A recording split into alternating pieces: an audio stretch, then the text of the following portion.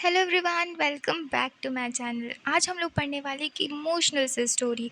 एक ऐसी बच्ची जो आपकी ही तरह सेंटिला।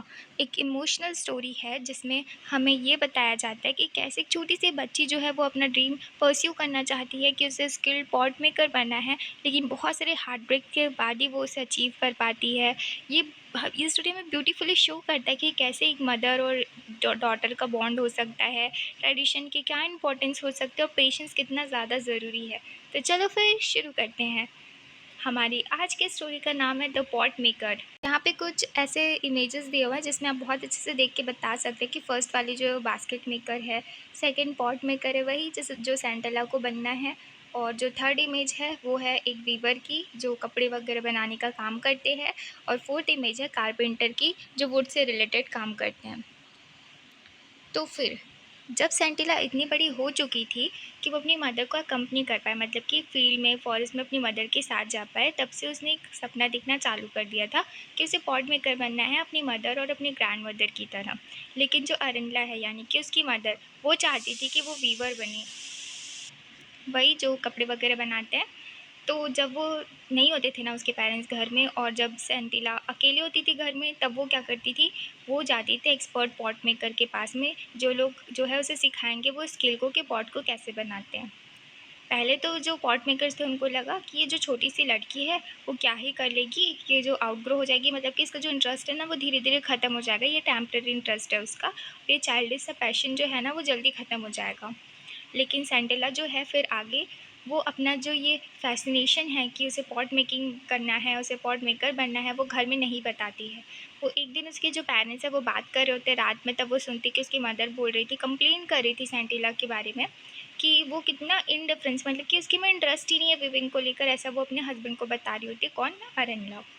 वो बताती है कि मैं उसे बिल्कुल भी नहीं सिखाना चाहती पॉट मेकिंग करना, क्योंकि मुझे उसमें अच्छा नहीं लगता, मुझे वो जॉय नहीं मिलता, और वैसे भी पॉट मेकिंग में उतने पिटिंग्स नहीं है, मतलब कि उतने पैसे नहीं हैं, जो हमें अमाउंट तो मिल रहा है लेकिन बेयरली पॉसिबल है कि वो जो है सर्वाइव कर पाए उससे। वो और तो और वो जो है, जो पॉट मेकिंग वाला प्रोसेस है, जो पॉट मेकिंग से पूरा रिलेटेड है, वो उसे ट्रैवल करता है, वो ऐसा अपने हस्बैंड को बता रही थी। और वो बताती है कि रिवर बैंक मतलब कि नदी का किनारा, वहाँ पे उसे ग्रे और रेड कलर की मिट्टी चाहिए होती है जो कि पॉट मेकिंग की ज़रूरत होती है, रिक्वायर होती है, वो चाहिए होता है उसे। तो वो उसे वहाँ तक जाना पड़ता है। यहाँ एक तो वो 16 किलोमीटर दूर है, और मुझे जो है ना क्लाइंब करके जाना पड़ता है, शेयर ड्रॉप, मतलब कि ऊबड़ खाबड़ वाली जो जगह होती है वहाँ से जाना पड़ता है रिवर बैंक से। और वो जो भरा हुआ जो मिट्टी का जो बास्केट है वो मुझे उठा के लाना पड़ता है। फिर उसे पॉन्डिंग, मतलब आप उसे बीट कर रहे हो, मतलब क्ले जो है वो कड़ा हो जाता है, आप जानते होंगे ना, वो ऐसे सॉलिड बन जाता है। तो अब मिट्टी के लिए तो हमें डो जैसा चाहिए होता है, तो वो उसे हमें बार बार बीट कर पानी से उसे सॉफ्ट करना पड़ता है। जो बैम्बू सिलेंडर्स है उससे वो सॉफ्ट करती है, और ये बहुत टेडियस होता है, मतलब बहुत ही ज़्यादा थकाऊ वाला काम होता है। बहुत बार तो वो जो है मोल्ड इतनी ज़्यादा थक जाती है ना कि वो जो मोल्ड है वो गिर जाते हैं एग्जॉस्शन से, मतलब कि वो इतनी ज़्यादा थक जाती है।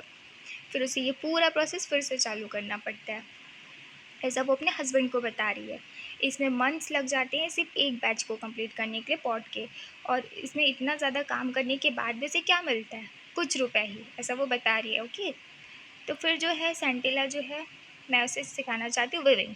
वीविंग में क्या है कि मुझे जो है अच्छे खासे अमाउंट पे मिल जाएंगे, और हमारे लिए इतना तो कम से कम हो जाएगा कि हम क्लोथिंग मतलब अफोर्ड कर पाए अपनी फैमिली के लिए। इसलिए मैं वीविंग सिखाना चाहती हूँ सेंटिला को। वो मैसी भरा काम भी नहीं है, आप देखेंगे कि जो पॉट मेकिंग के प्रोसेस में क्ले वगैरह से, मतलब अगर आप कर रहे हो तो थोड़ा बहुत तो मैस होता ही है, थोड़ी गंदगी तो होती ही है। तो वो बता रही कि इतना मैसी वाला भरा काम भी नहीं होगा अगर वो वीविंग सीख जाएगी तो, लेकिन पॉट मेकिंग में ऐसा होगा। और ये, और तो और अगर हम देखें तो हम जो वीविंग वाला काम है वो घर में हर सीज़न में कर सकते बैठ के, लेकिन जो हम पॉट मेकिंग में ऐसा नहीं कर सकते। और इसमें इतना टाइम भी स्पेंड नहीं करना पड़ता वीविंग में, मतलब एक शॉल बनाने के लिए ना हमें कम टाइम लगता है जितना हम पॉट पॉट बनाएंगे, और रिटर्न में हमें कुछ अच्छा भी मिलेगा, मतलब इतना मिलेगा कि वो लोग अपने लिए कुछ खाना वगैरह अफोर्ड कर पाएंगे, ऐसा वो अपने हस्बैंड को बता रही होती है, और फिर सेंटिला सुन रही होती है। ये शायद सेंटिला है। ओके। तो सेंटिला ना कंटिन्यू करती है अपना विजिट वहाँ पर जाने के लिए, कहाँ पे, पॉट मेकर्स के पास में, जहाँ पे वो अपना पॉट बना रहे होते हैं, वो उनके काम को देखती है। वो देखती है कि कैसे वो क्ले को मिक्स कर रहे हैं वाटर के साथ और पॉन्ड कर रहे हैं, मतलब पीट रहे हैं। ओके, कितना केयरफुली वो ये काम कर रहे हैं। अपना लेफ्ट हैंड वो कैसे उस लम्प पे इंसर्ट करते हैं कि वो जो सॉफ्ट कर पाए क्ले को, कितना स्किलफुली, डेफ्टली मतलब स्किलफुली वो रोटेट कर रहे हैं लम्प को, और वो स्टार्ट कर रहे हैं उसे शेप देना, रोटेट कर रहे क्ले को स्पैचुला की हेल्प से, अपनी राइट हैंड से वो ये काम करे। वो ऐसे पूरे देखते रहती है पूरा प्रोसेस को, कि रेगुलरली टैप टैप करते हैं स्पैचुला से। ये एक टूल होता है, मतलब जिससे जो है वो पॉट मेकिंग के लिए काम आता है। मतलब आप जो भी काम कर रहे होंगे क्ले से रिलेटेड, वो उसमें काम आता है। ओके, तो ये जो है ना स्पैचुला, उसके जो ईयर्स के लिए म्यूज़िक था, मतलब वो जो टैप टैप वाली आवाज़ आती थी ना, उसे बहुत ज़्यादा अच्छा लगता था।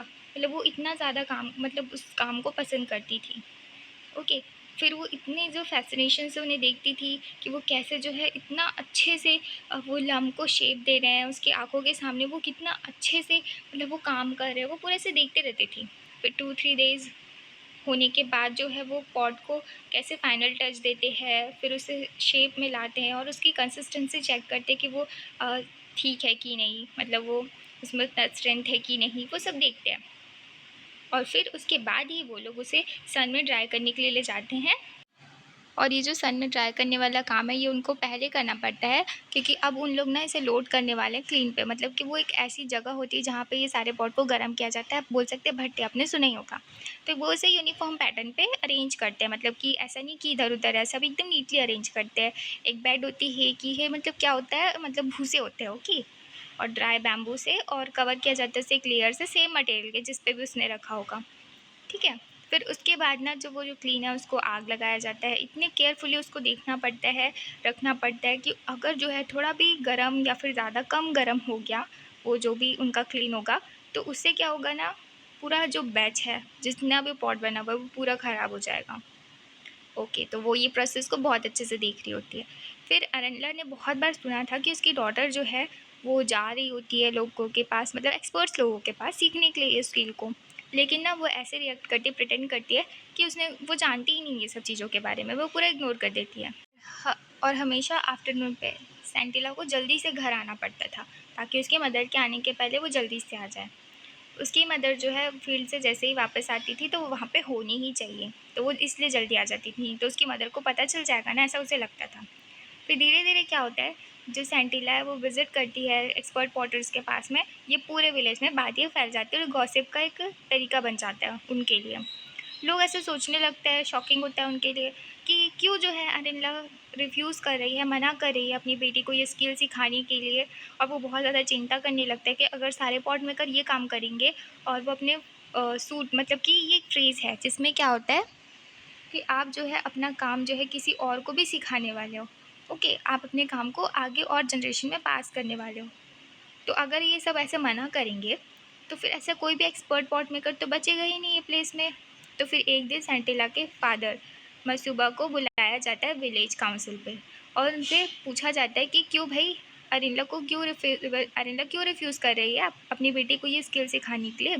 फिर वो रिप्लाई करते, बहुत हम्बल टोन पे बोलता है वो, भाइयों और बहनों, मतलब अंकल्स और एल्डर ब्रदर्स, अनिला ने कभी ऐसा नहीं कहा कि मैं अपनी बेटी को जो है पॉट मेकिंग नहीं सिखाऊंगी।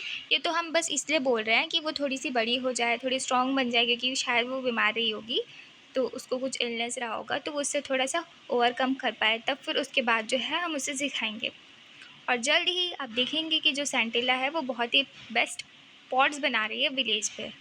तो फिर जब वो ऐसा सुनते हैं ना, मसूबा की जो बात है उसको सुनते हैं विलेजर्स, तो फिर वो डिसाइड करते हैं कि आज हम इसे जाने देते हैं। लेकिन वो उसे कॉशन करते हैं, उसे एक वार्निंग देते हैं कि आइंदा से ना अनला की ड्यूटी बनेगी कि वो उसे अपनी बेटी को ये स्किल सिखाए। ओके, ऐसा मत करने कि नहीं तुम यहाँ पे बोल रहे हो फिर तुम भग गए उल्लू बना के हम लोग को, तो ऐसा मत करना भाई। तो फिर वो बोलते हैं ठीक है ठीक है, फिर वो वहाँ से चले जाते हैं।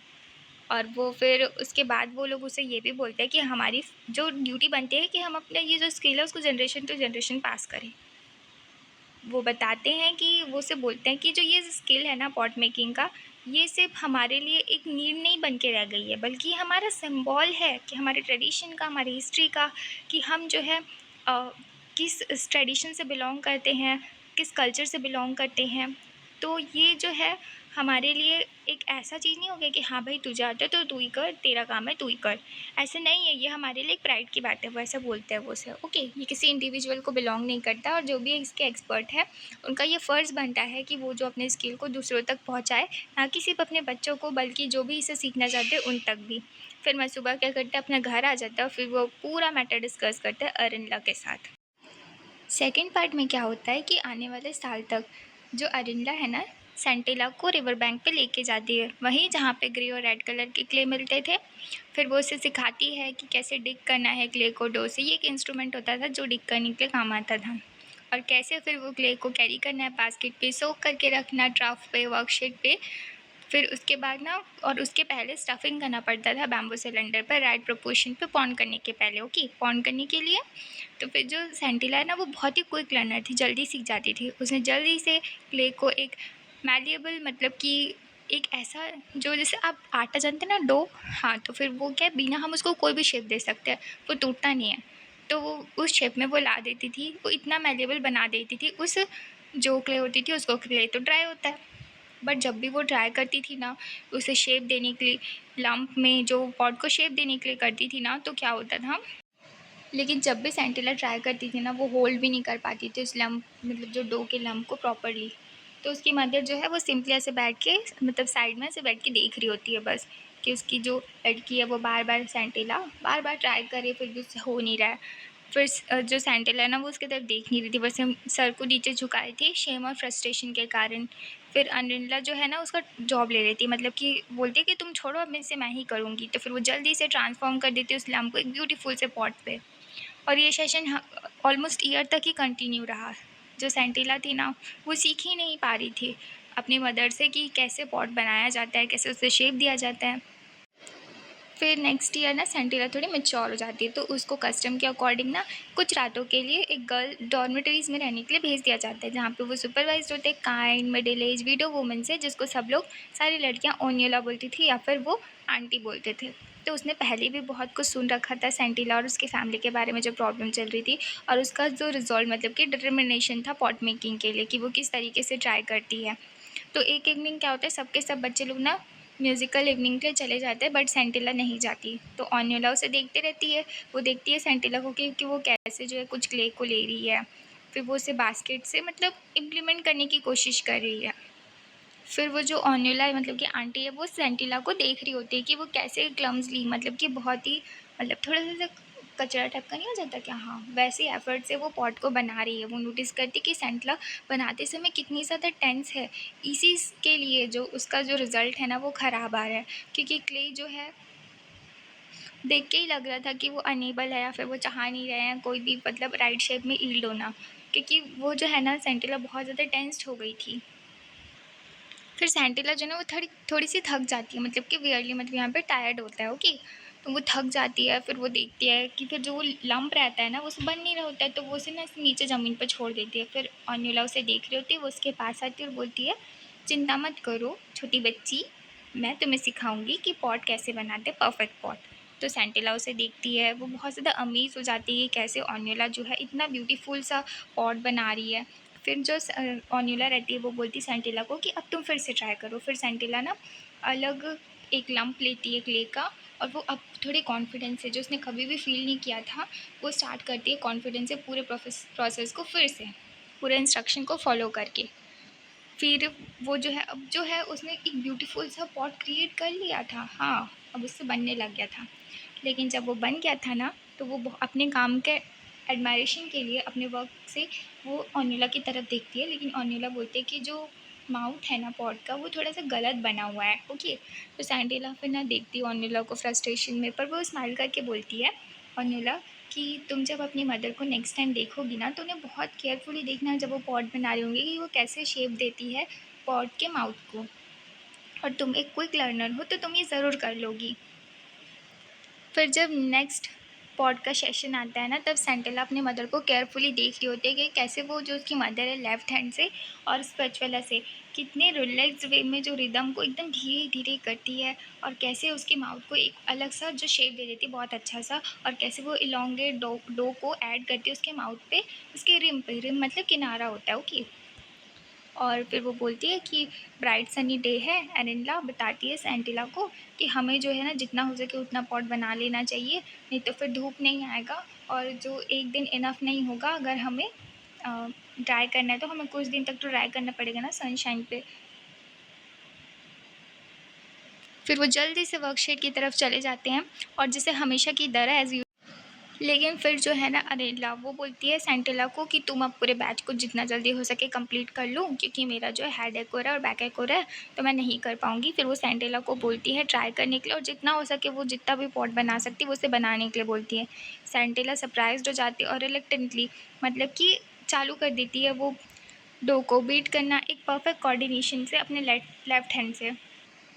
फिर वो कुछ समय बाद देखती है कि वो रियलाइज़ करती है उसने पूरे पॉट रेडी कर दिए हैं।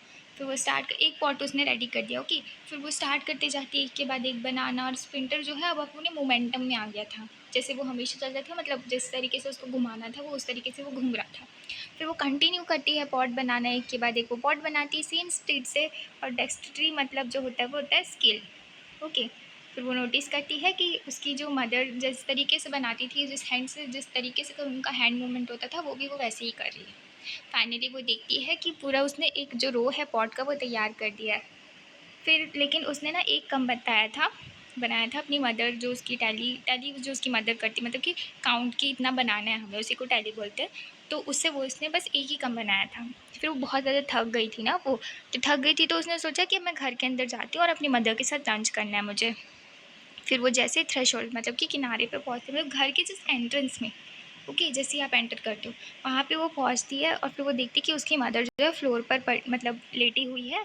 और फिर उसके बाद वो ब्रीथ नहीं कर रही है, मतलब कि वो सांस नहीं ले पाई। सेंटला जल्दी से जाती है कॉमन एरिया पे, मतलब अपने गाँव पे ही, और जहाँ पे भी उस मोहल्ले पे। फिर वो अपने विलेज वालों को बुलाती हेल्प के लिए। फिर विलेजर जो है ना उसके घर की तरफ भागे चले आते हैं और मसूबा को बुलाने के लिए बोलते हैं, और मसूबा भी वहाँ पे आ जाता है, ओके। फिर देखती है वो कि सुबह नेक्स्ट मॉर्निंग में क्या होता है, रिनला की बॉडी को उसके घर से बाहर निकाला जाता है। तो सेंटिला जो है ना बहुत ज़्यादा रोते हुए अपनी माँ के पास जाती है। फिर वो चिल्लाते हुए बोलती है, चिल्लाते चिल्लाते रोते हुए बोलती है कि मामा, मैंने ऐसे कभी भी नहीं सोचा था ये ऐसे इस तरीके से होगा, लेकिन ये सिंपली अपने वे में हो गया, प्लीज़ मुझे माफ़ कर दो। तो जो भी उसे सुन रहा था ना वो समझ नहीं पा रहा था कि ये सब बोल क्यों रही है, इसका मतलब क्या है, लेकिन ऑन्यूला जानती थी। तो वो इंट्यूटिवली मतलब कि उसकी फीलिंग्स के हिसाब से उसने सेंस किया कि कुछ तो है, बहुत बड़ा सा कुछ हुआ है इनके साथ में। तो फिर वो जो है जब वो घर वापस जा रही थी तो ऑन्यूला नोटिस करती है कि जो वर्कशीट का दरवाज़ा थोड़ा सा खुला हुआ है। फिर वो क्यूरियोसिटी से क्या करती है, अंदर चली जाती है और फिर वहाँ पे देखती है कि कैसे दो नीट रो जो है एक साथ अरेंज है पॉट के, ओके। साइड बाई साइड वो जो पॉट है जो अभी अभी बने हुए हैं, जो इतने अच्छे दिख रहे हैं, वो साइड टू साइड में से लगे हुए हैं। फिर ना वो कुछ ऐसे समझ नहीं पाती, मतलब वो समझ जाती है कि ये जो काम है ये किसी एक पर्सन का नहीं है, ये किसी और ने भी इसकी हेल्प की है, जो भी जिसने भी इसको बनाया, क्योंकि अब वो जानती थी, ओनिला भी तो जानती थी ना कैसे पॉट को बनाना है। फिर उसके बाद क्या होता है, ऑन्यूला वहाँ पे खड़ी होती है, देख रही होती है, एब्जॉर्ब कर रही होती है वो फिनोमिनन को, मतलब कि ऐसा ऐसा कभी हुआ नहीं था ना, तो वो देख रही होती है अच्छे से। फिर वो स्लोली जो है उस प्लेस से बाहर निकल जाती है। और वो क्योंकि उसका मानना था, वैसे बिलीव करती थी कि उसने जो है अभी अभी देखा है प्रोफाउंड रिवलेंस, मतलब कि इसका मतलब ये होता है, अब इसको हम समझेंगे कि वो जो दो बैच में एक परफेक्टली स्टिल मॉइस्ट, मतलब कि अभी भी वो गीले हैं, साइड बाई साइड ऐसे रखे हुए थे परफेक्ट सिमेट्री पे, इससे एक न्यू पॉट मेकर का जन्म होता है। में जो ऑन्यूला को प्रोफाउंड रेवलेशन हुआ था, इसका मतलब ये होता है कि आपको बहुत गहरी सच्चाई जो है बहुत अचानक से सडनली पता चलती है। तो इस जो स्टोरी में जब ऑन्यूला देखती है कि एकदम दो बराबर और जो है एक ही रो पे रखे हुए, साथ पे रखे हुए हैं, तो उसे प्रोफाउंड रेवलेशन होता है, यानी अचानक से जो बहुत गहरी जो बात है, डीप वाली बात, सेंटिला की माँ के बारे में जानने के बाद उसे पता चलता है। देखो, अरेंडला जो है वो जानती थी, मतलब कि कौन, सेंटिला की मदर, की उसका वक्त अब पूरा हो गया है, इसीलिए उसने ऐसा बहाना किया, ऐसा एक्सक्यूज़ दिया कि मेरा जो हेड एक हो रहा है और बैक एक हो रहा है, तो मैं जा रही हूँ। तो तुम सेंटिला को ही पूरे काम पे लगा दिया और उसे बहुत ज़्यादा प्रेशर दे दिया सेंटिला को। तो फिर उसने जो अपनी छुपी हुई जो कला बोल सकते हैं, कला ही, तो उसने जो है वो उस प्रेशर में आके बनाना चालू किया। फिर जो उसकी मदर जो है वो ख़त्म हो जाती है, तो उसके बाद ही एक जो नई पॉट मेकर का जन्म होता है, यानी कि सेंटिला का। अरिंडा ने अपना जो है हॉबी, अपना जो स्किल था वो अपनी बेटी को सौंप देती है। तो ऑर्निला को शेड में रखे 2 बराबर बैज देखकर प्रोफाउंड रेवोल्यूशन होता है कि अब जो है सेंटिला की माँ जितनी माहिर हो गई थी ना, एक्सपर्ट हो गई थी जिस काम में, उस काम में अब सेंटिला भी हो गई है। तो ये थी हमारी स्टोरी। आई होप आपको ये स्टोरी समझ में आई होगी। आप मुझे कमेंट कर सकते हैं अपने डाउट को, और अगर आपको कोई और चैप्टर चाहिए तो आप मुझे वो भी कमेंट करके बता सकते हैं। मिलते हैं नेक्स्ट वीडियो में। Thank you.